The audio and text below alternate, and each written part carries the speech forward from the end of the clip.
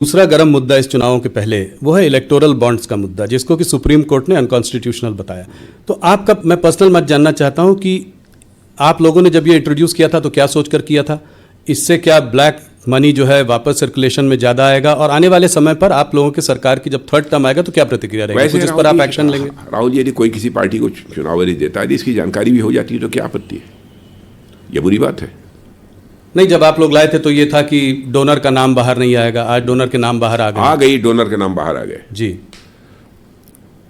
तो नहीं, cash generation ज्यादा होगा, अब लोग जो है कैश देंगे। अब देखिए, भविष्य बतलाएगा कि हम लोगों ने जो ये स्कीम लागू की थी, बाढ़ की स्कीम, वो कितनी सही थी, ये समय बतलाएगा। तो आपका पर्सनल मानना क्या है कि इससे ये आपने जब सोचा था तब आप लोगों ने यही कहा था कि इससे ब्लैक मनी जो है, जो ज़्यादा है, वो एक ट्रांसपेरेंट जिस हद तक पॉसिबल है ट्रांसपेरेंट प्रोसेस आपने डालने की कोशिश की थी। यह भी एक हमारी सोच थी जी। दूसरी चीज़ ये बताइए, मैं आपसे पूछना चाहता हूँ कि कहा जाता है कि इलेक्टोरल बॉन्ड किसका है, किस कंपनी के द्वारा दिया गया है, किस कैपिटलिस्ट के द्वारा दिया गया है, इसकी जानकारी होनी चाहिए। कल तो कोई यह भी कहेगा किसने किस पॉलिटिकल पार्टी को वोट दिया है, इसकी भी जानकारी दी जानी चाहिए। क्या इसे आप स्वीकार करेंगे? कोई भी देश जहां पर हेल्दी डेमोक्रेसी होगी इसको स्वीकार करेगा कि कोई अपना मत किस पॉलिटिकल पार्टी को दे रहा है, किस व्यक्ति को दे रहा है, इसका भी डिस्क्लोजर होना चाहिए। जी नहीं, ये स्वीकार नहीं करेगा, मगर ये मुद्दा थोड़ा अलग है इस मायने में कि लोगों का ये मानना है कि ऐसा भी हो सकता है, जो कि ऑपोजिशन कह भी रहा है, कि करीब 4,000 करोड़ रुपए इलेक्टोरल बॉन्ड जो खरीदे गए वो रेड्स होने के बाद 14 कंपनीज पर रेड हुआ, रेड होने के तुरंत बाद इलेक्टोरल बॉन्ड्स खरीदे गए।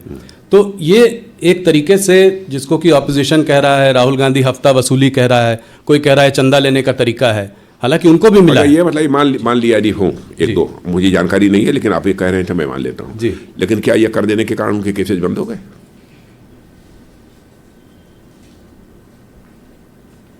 इस सवाल का भी जवाब देना चाहिए विपक्ष को। तो आप कह रहे हैं कि वो केसेस चलते रहेंगे, उसका कनेक्शन नहीं है? हाँ, बहुत सारे ऐसे मामले होते जिनके ऊपर चार्जेज रहते हैं जी, तरह तरह के चार्जेज रहते हैं, बहुत सारी कंपनीज हैं, लेकिन चुनाव के दौरान वो डोनेट करती हैं। तो जो डोनेट पहले भी किया है जी, जो डोनेट कर रहे हैं, अगर उनके अगेंस्ट केसेस हैं तो ऐसा नहीं है कि वो ड्रॉप होंगे। वो कोई सवाल ही नहीं। हाँ, वो एजेंसी अपना जो काम है काम करती रहेंगी।